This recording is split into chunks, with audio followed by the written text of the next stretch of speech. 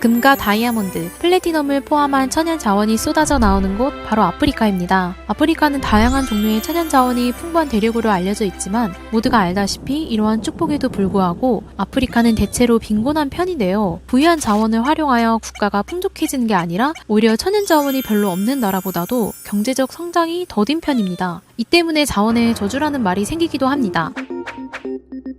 애초에 대부분의 아프리카 정부 기관들의 내부 구조가 취약한 편인데요. 비록 다른 나라의 정부 기관과 비슷해 보일 수 있지만 이런 기관들은 새로운 권력 구조를 형성해서 엘리트 계급의 지배력을 강화하고 경제적인 부를 축적하고 있죠. 예를 들면 국가의 돈을 쉽게 대출받거나 세금 혜택을 받고 공무원과 군대 같은 권력의 중심에서 활동하는 것입니다. 이들은 선진국으로부터 더 많은 원조를 받아내기 위해 실제 아프리카인들이 처한 문제보다 더 부풀리는 경우도 있다고 합니다. 이 때문에 아프리카는 아무리 원조를 해줘도 시민들은 굶주리고 기득권에 배만 부르게 한다는 말이 있죠. 한때는 아프리카 대륙 남부에 위치한 짐바브웨의 초호화 파티가 이슈였는데요. 1인당 하루 평균 소득이 1달러밖에 안 되지만 무가베 짐바브웨 대통령은 본인의 생일 파티에만 무려 29억 원을 쓰면서 초호화 파티를 열었습니다. 수천 명의 손님을 위해 약 12억 원을 쓰며 케이크가 93kg의 5단 케이크와 50년산 샴페인 2,000병을 까기도 하였죠. 평소 1년 여행비로 200억을 쓰기도 하였습니다.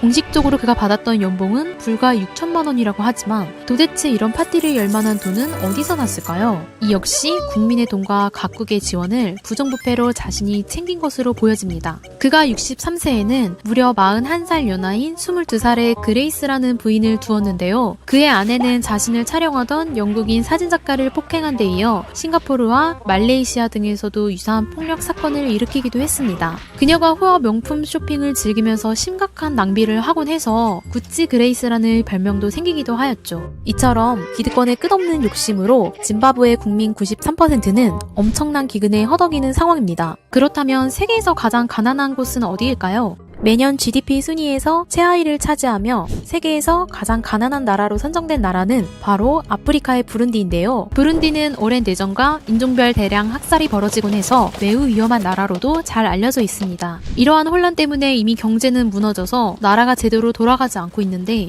이 같은 어려움과 고통 속에서도 부룬디에는 삶을 유지하려고 힘쓰는 사람들로 가득 차 있습니다. 부룬디에 가면 길거리에 앉아 나무를 둥글게 깎는 사람들을 흔하게 볼 수 있는데요. 이들은 나무로 바퀴를 만들고 있는 것입니다. 경제적으로 어려운 상황 속에서 사람들은 대다수가 주로 농사를 짓거나 자전거를 타고 다른 마을까지 상품을 운반하여 판매합니다. 이들은 자전거에 과일이나 물품을 싣고 달리는 차에 매달리기도 하는데 때문에 부룬디의 가장 위험한 도로로도 알려져 있습니다. 이렇게 번 돈은 한 달에 우리나라 돈 약 18,000원 정도인데 이마저도 일하는 과정에서 자전거 사고나 도난 등으로 생명과 재산을 잃기도 합니다. 공식 자료에 따르면 이곳 사람들은 평균 기대 수명은 약 49세라고 하죠. 부룬디의 국민은 엄청난 사회 혼란과 영양실조를 겪고 있는 나라지만 그 중에도 소수는 막대한 부를 누리며 호화로운 생활을 이어가고 있습니다. 대표적으로 부룬디에서 2005년부터 2020년까지 장기 독재한 피에르 은크룬지자가 가장 잘 알려져 있는데요. 은크룬지자가 독재하고부터 부패의 규모가 조직적으로 커졌고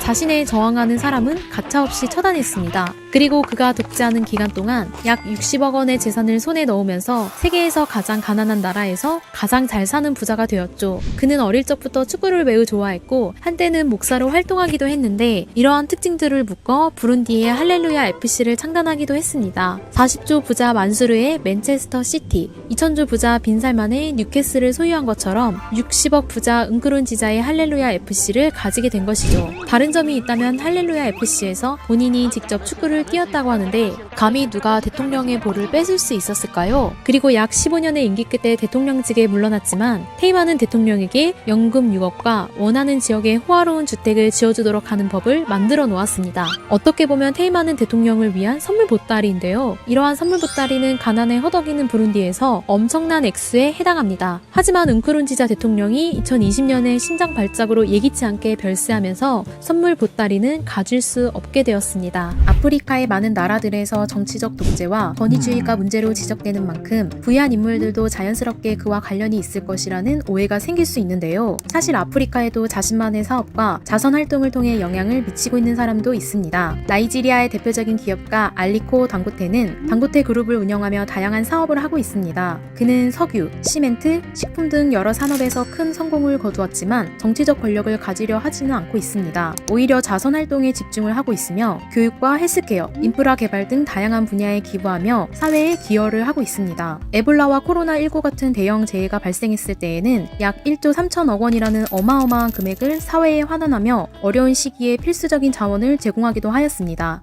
독재와 권위주의로 인해 채빈국이 된 사례와 대조적으로 아프리카에서도 성장하고 있는 도시들이 있습니다. 나이지리아는 여전히 빈곤, 높은 실업률, 부패 같은 문제를 겪고 있지만 동시에 창업과 기술 혁신을 통해 경제 다변화를 추구하고 있습니다. 특히 라고스는 서아프리카의 경제 중심지로 핀테크와 디지털 경제가 빠르게 성장하고 있어 아프리카의 경제 심장으로 만들고 있죠. 르완다는 1994년 대량 학살의 아픈 역사를 지닌 나라지만 현재는 아프리카에서 가장 빠르게 발전하는 나라 중 하나로 평가받고 있습니다. 경제 성장률이 높고 청결하고 안전한 도시 환경을 갖춘 키갈리는 아프리카의 성공적인 재건의 상징이 되었습니다. 특히 키갈리는 아프리카의 싱가포르라는 별명을 얻을 정도로 잘 관리된 도시이며 아프리카의 실리콘밸리를 목표로 하고 있습니다. 오늘은 아프리카 엘리트 계층의 호화로운 삶과 그 반대편에 서 있는 평범한 시민들의 어려움을 비교해 보았는데요. 이러한 문제의 실질적인 변화를 위해 우리는 과연 어떠한 노력을 해야 할까요? 시청해주셔서 감사합니다. 다음 영상에서 뵐게요.